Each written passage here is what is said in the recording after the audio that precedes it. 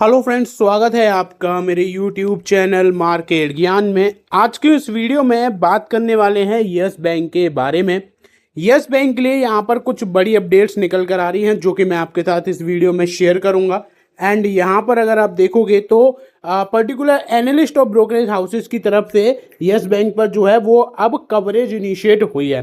इस वीडियो के जरिए मैं आपको जो भी सपोर्ट, रेजिस्टेंस और टारगेट वगैरह जो भी निकल कर आए हैं वो सारी चीज़ें बताऊंगा और कौन कौन से ब्रोकरेज हाउसेस का क्या क्या मानना है वो भी मैं आपके साथ इस वीडियो में शेयर करने वाला हूं। तो अब आपसे बस इतनी सी रिक्वेस्ट है कि आप सबसे पहले तो चैनल को सब्सक्राइब कर लीजिए और अगर आपको वीडियो अच्छी लगे, इंफॉर्मेटिव लगे तो प्लीज़ एक लाइक जरूर करते जाइएगा और कमेंट में अपने ओपिनियन अगर आप मेंशन कर देंगे तो अगर कोई क्वेरी होगी तो उसका रिवर्ट तो मैं कर ही दूंगा, बाकी आपके बारे में जानने का मौका भी मिलेगा। तो चलिए वीडियो स्टार्ट करते हैं। तो जैसा कि आपने आज देखा कि मार्केट में जिस अकॉर्डिंग मूवमेंट आना चाहिए था उस अकॉर्डिंग तो नहीं आया, यानी कि जो डील का मोमेंटम बनना चाहिए था ना, जैसे आपने जापानीज मार्केट में देखा होगा निक्के जो है वो 5% अपर साइड में गया, तो ऐसा कुछ मूवमेंट देखने को नहीं मिला, लेकिन फिर भी एक ठीक ठाक सी क्लोजिंग जरूर रही। यस बैंक में लगभग 2.82% के आसपास की क्लोजिंग आपको देखने को मिली, 23.67% के आसपास की 23.67 पर यहाँ पर क्लोजिंग हुई। अब देखो, जो हम लोगों ने डिस्कस करा था ना कि एटलीस्ट 23 के लेवल पर एटलीस्ट 2 से 3 दिन अगर ये रुकता है एंड एक अच्छे ब्रेकआउट की उम्मीदें जो है फिर वहां से बन जाती हैं।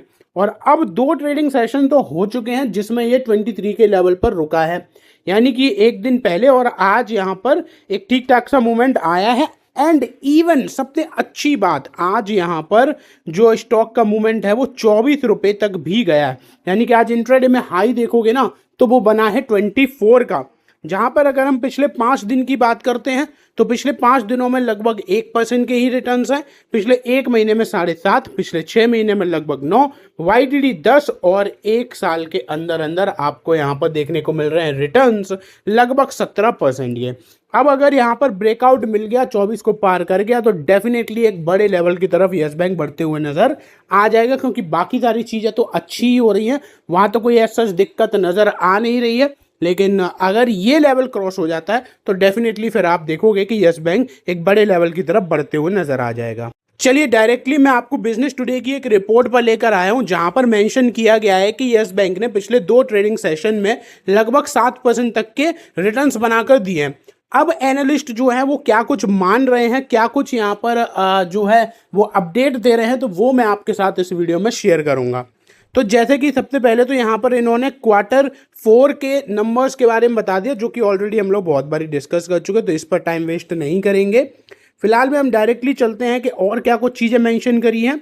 इन्होंने बोला है कि इस फाइनेंशियल ईयर यानी कि फाइनेंशियल ईयर 26 में यस बैंक ने 82 न्यू ब्रांचेस जो है as a part of its plan to open 400 branches, यानी कि over the next 4 to 5 year, 4 से 5 साल में 400 ब्रांच इनको ऐड करनी है। तो फाइनेंशियल ईयर 26 में ही इन्होंने एटलीस्ट 82 तो ऐड कर दी, तो मतलब जिस अकॉर्डिंग प्लानिंग है एग्जीक्यूशन लगभग उसी लेवल पर होते हुए नजर भी आ रहा है। अगर हम अर्निंग फ्रंट्स की बात करते हैं तो बैंक के बारे में ये सब हम लोग ऑलरेडी डिस्कस कर चुके हैं, क्या कुछ हुआ है क्या कुछ नहीं।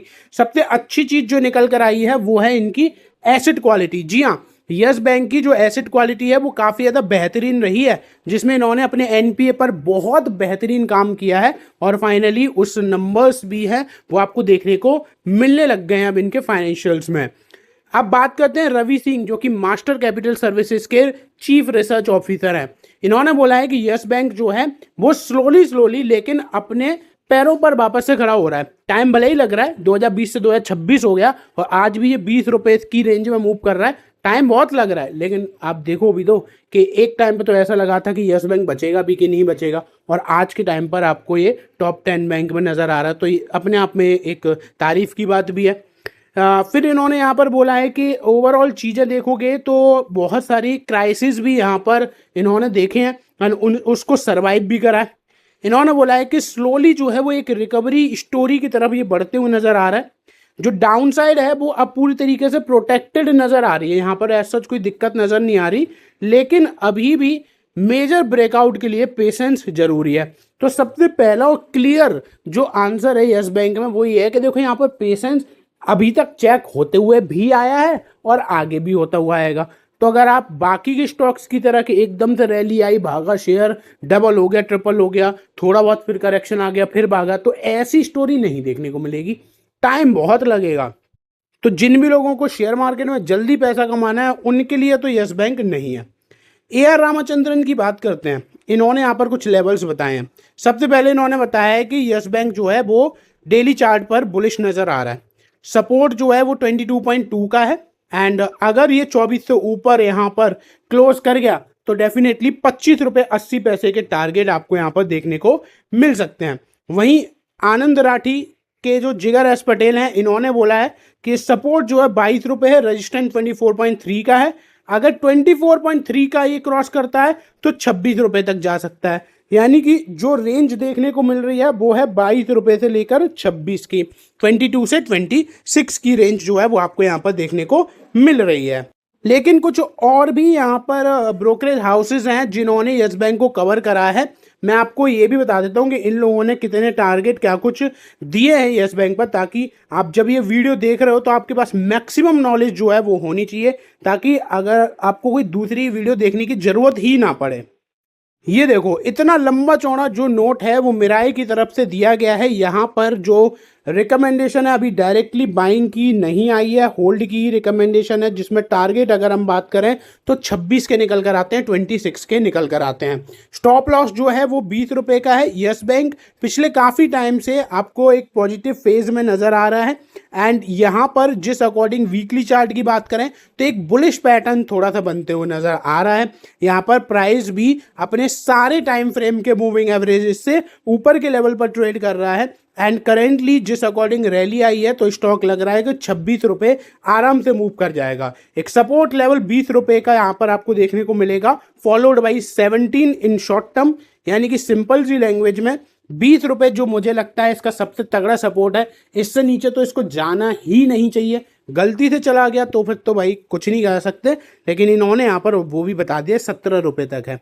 लेकिन अगर यहाँ पर 26 क्रॉस करा तो डेफिनेटली आपको यहाँ पर मीडियम टर्म में ये 32 के लेवल तक जाते हुए नज़र आ सकता है। यहाँ पर बात करें अगर हम MACD और RSI के बारे में तो ये भी पॉजिटिव क्रॉसेस ही दिखा रहे हैं, एंड अभी फ़िलहाल में RSI जो है वो 60 के आसपास है। देयरफॉर यहाँ पर स्टॉक जो है वो पॉजिटिव ही रहेगा और आने वाले टाइम में आपको कुछ बड़े लेवल्स देखने को मिल सकते हैं।